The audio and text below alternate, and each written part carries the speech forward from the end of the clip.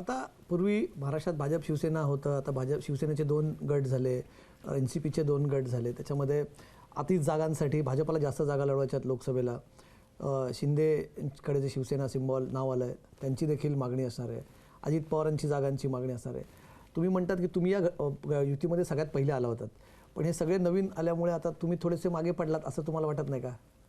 मागे जरी पडलो तरी मी मागे राहणार नाही, मी पुढे जाणार आहे. म्हणजे मागे पडलो म्हणजे आता आमची ताकद त्यांच्याएवढी नाही. त्यांच्याकडे आता 40 आमदार घेऊन एकनाथ शिंदे आले, 42 आमदार घेऊन अजितदादा पवार आले. त्यामुळे त्यांना जास्त महत्त्व मिळणं आम्ही जरा समजू शकतो. त्यांना महत्त्व मिळालंच पाहिजे. RPIला अजिबात महत्त्व नाही अशी परिस्थिती निर्माण होता कामा नये. दलित मतदारांना आपल्याला अट्रॅक्ट करणं अत्यंत आवश्यक आहे.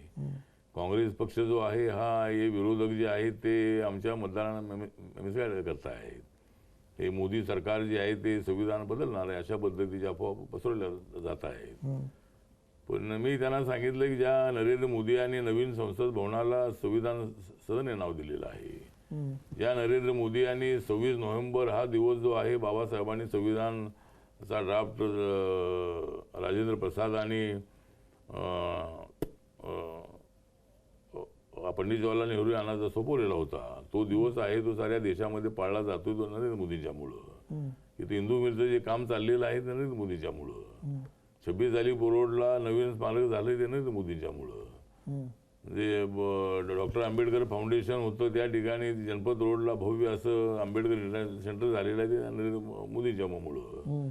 त्या सगळ्या गोष्टी झालेल्या आहेत. आणि ज्या नरेंद्र मोदींनी 2019मध्ये कमलेश सुतारजी संविधानाचं पुस्तक ठेवून त्याला माथा टेकून त्यांनी प्रतिज्ञा केलेली आहे की मी या संविधानातला भारत उभा करणार आहे. या संविधानामध्ये सर्व धर्मसमभावाची शिक्षा आहे. बाबासाहेब आंबेडकरांची विचारधाराच अशी होती की बाबासाहेब आंबेडकर हे कठोर विचाराचे होतेच होते, परंतु बाबासाहेब आंबेडकर मुलायम विचाराचे होते.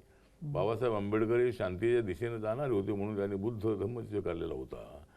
त्यामुळं बाबासाहेबांचं म्हणणं एवढंच होतं की आम्हाला जात धर्म भाषा पंथ यापेक्षा देश महत्त्वाचा आहे. आम्ही सगळे भारतीय आहोत याचा आम्हाला अभिमान आहे. ही भूमिका बाबासाहेबांनी आम्हाला शिकवली.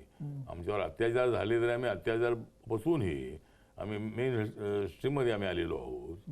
आणि म्हणून मला असं वाटतं की रिपब्लिकन पक्ष यामुळंच BJP सोबत आहे की नरेंद्र मोदींचं नेतृत्व हे अत्यंत स्तुत्य असं नेतृत्व आहे, अत्यंत विकसनशील असं नेतृत्व आहे आणि सर्व घटकांना घेऊन जाणारं ते नेतृत्व आहे. आणि ते नेतृत्व कधीच बाबासाहेबांच्या संविधानाला हात लावणार नाही म्हणून आम्ही त्यांच्यासोबत आहोत. लोकशाही मराठी ऐका, पहा, जागरूक रहा.